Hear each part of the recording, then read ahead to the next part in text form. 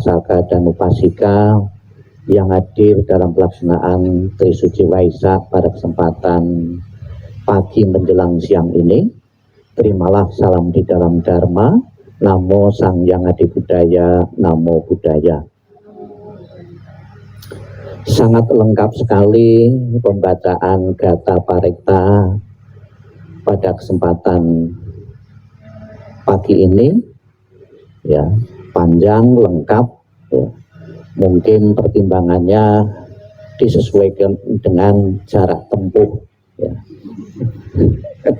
Kalau membacanya itu cuma singkat saja, ya, tentunya kan rugi jarak tempuhnya Surabaya ke sini kan lebih 3 jam. Kemudian juga rugi kalau tidak dipakai secara maksimal, kita telah menyewa tenda seperti ini, ya. Bagi Bapak Ibu yang nanti tidak puas mengikuti acara puja bakti ini, bisa dilanjutkan pada malam hari ini sekaligus detik-detik Waisak di sini, ya, silahkan. Namun mungkin nanti sudah dibongkar ini, ya. Bapak Ibu sekalian yang saya hormati, peringatan Trisuci Waisak yang diadakan oleh Majelis Budayana Indonesia dalam lingkup keluarga Budayana Jawa Timur di tempat ini, di candi ini kurang lebih sudah 4 kali ini, ya. Sudah 4 kali ini, dengan setiap tahun ada variasi dengan hal-hal yang baru, ya. Kalau kapan hari yang pertama itu subuh, ya, pagi-pagi hari di alam terbuka. Kemudian juga yang kedua saya ingat itu di depan itu dengan bukan pakai karpet, karpetnya pakai kerakal itu, ya, duduknya di kerakal, ya, alias kita refleksi pantat, ya. Kemudian yang ketiga kapan hari juga di sini dengan suasana juga panas. Nah, untuk tahun ini ada kemajuan, ya, kita nyewa terop ini, ya. Tahun depan mungkin di samping terop ada AC, ya. Saya juga terpikir nanti ada AC, jadi Bapak Ibu lebih nyaman lagi untuk mengikuti detik-detik Waisak. Saya ucapkan terima kasih atas toleransinya kepada masyarakat sekitar sini yang tadi kita dengar lantunan doa dari saudara-saudara kita yang Muslim, ya, akhirnya tetap mengikuti juga dan suaranya diperkecil, ya, tidak dikeluarkan, malah kita yang dikeluarkan di sini, ya. Ini satu bentuk toleransi. Dan juga terima kasih kepada aparat, ya, Bapak polisi yang bertugas, yang membuat tenang dan nyaman, ya, acara pada kesempatan ini, ya. Bapak Ibu sekalian yang saya hormati, di yang keempat kalinya ini saya ingin menjelaskan atau mengupas sedikit tentang Candi Jabung ini untuk pengetahuan Bapak Ibu sekalian kenapa dilaksanakan di tempat ini. Yang pertama yaitu atas pesanan, ya, dari yang Arya Bante Surya Bumi, ya, lewat MPI Bapak Tosin untuk mengadakan pelaksanaan atau acara di tempat ini.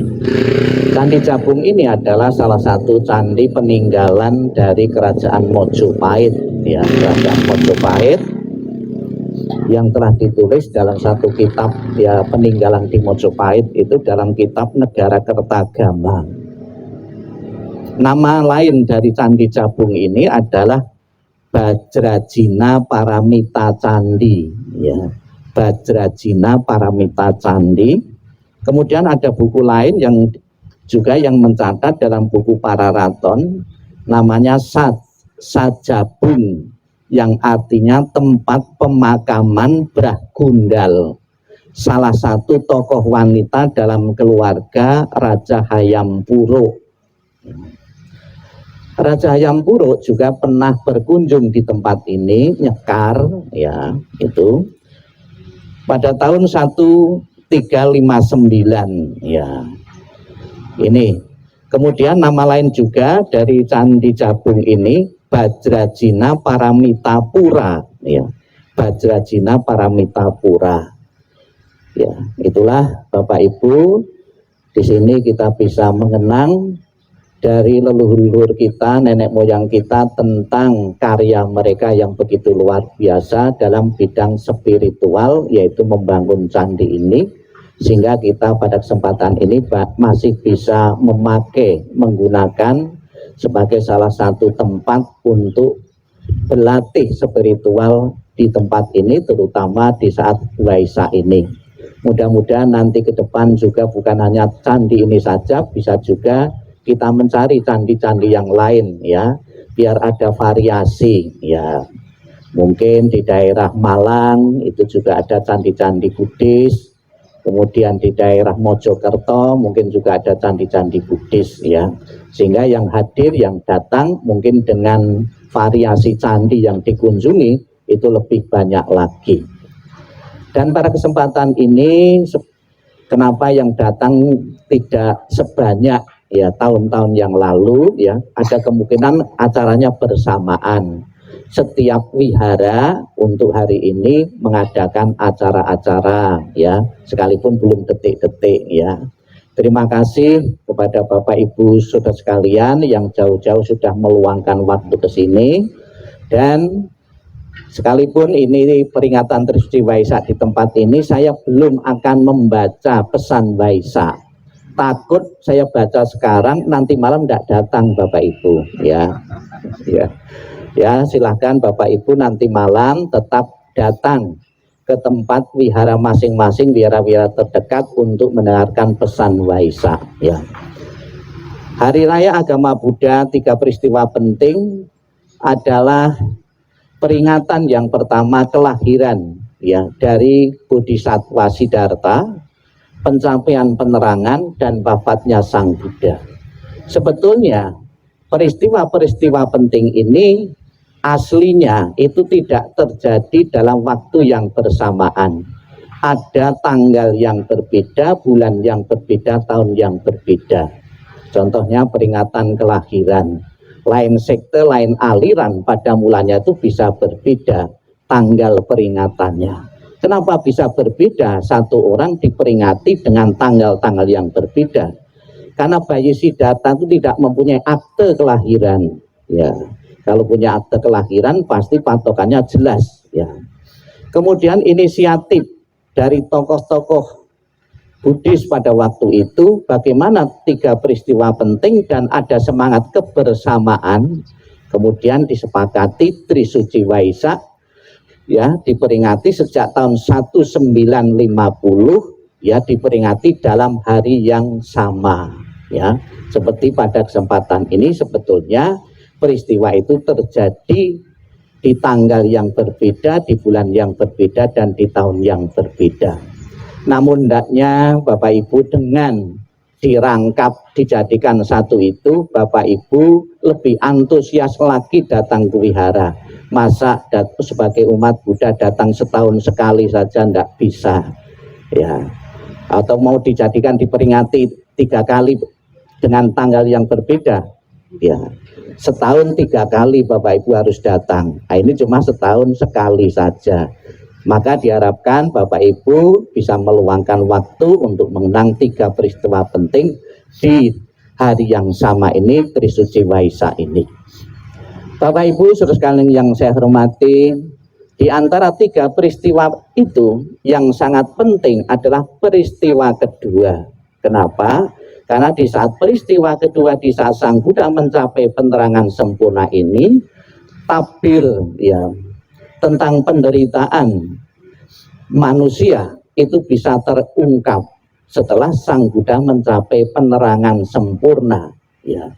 Apa yang dimaksud dengan Sang Buddha mencapai penerangan sempurna? Ada kebijaksanaan yang muncul ketika Sang Buddha mencapai penerangan sempurna. Ini umat Buddha harus tahu, ya. Yang pertama, Sang Buddha tahu, ya, mengerti dan memahami bahwa Sang Buddha mengingat kelahiran-kelahiran beliau dalam banyak kelahiran-kelahiran yang lalu. Ini pengetahuan itu dicapai ketika belum mencapai penerangan sempurna. Ketika ditanya beliau satu kelahiran yang lalu, beberapa kelahiran yang lalu, mampu diingatnya dengan baik. Memang pada waktu itu juga ada brahmana-brahmana, orang-orang yang mempunyai kemampuan mampu mengingat, namun dalam jumlah yang terbatas. Namun ketika Sang Buddha mencapai penerangan sempurna, kemampuan mengingat kelahiran yang lampau itu tidak terbatas. Beratus-ratus beribu-ribu kelahiran yang lalu mampu diingatnya. Itu kemampuan yang pertama atau kebijaksanaan yang pertama dicapai beliau ketika mencapai penerangan sempurna.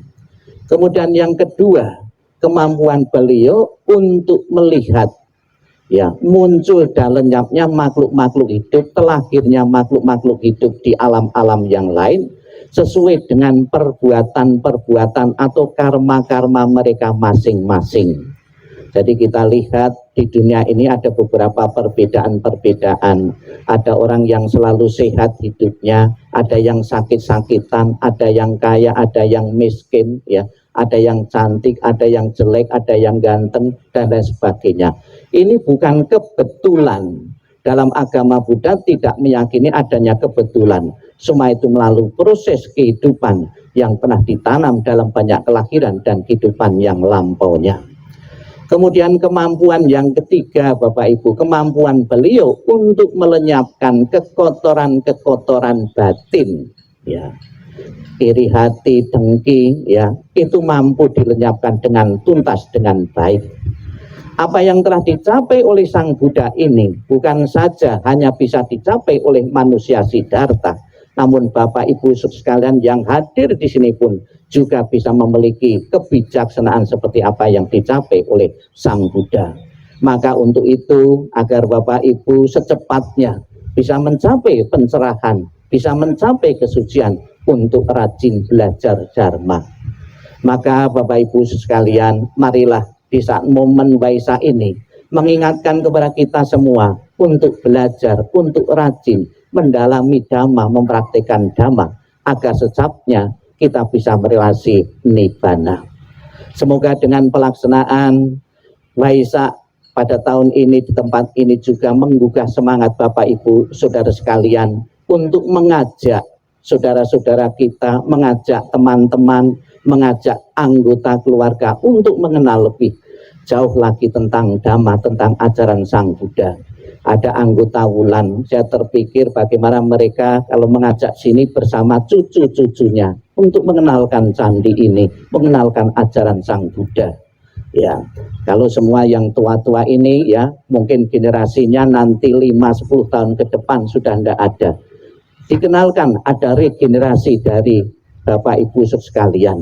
Tanpa ada regenerasi, ada tanggung jawab moral dari semua yang ada di sini, agama Buddha cepat lenyap. Ya, semoga dengan kekuatan berkah pelindungan Sang Yang Adi Buddha Tuhan Yang Maha Esa, para Buddha, Bodhisattva dan Mahasatwa, dan semangat Waisak pada tahun ini yang mengambil tema dari Sangga Agung Manusia Pusat, keharmonisan merupakan pedoman hidup berdampingan dalam berbangsa, benar-benar menjiwai kehidupan kita dan menginspirasi kita untuk hidup harmonis dimanapun berada. Sadu, sadu, sadu.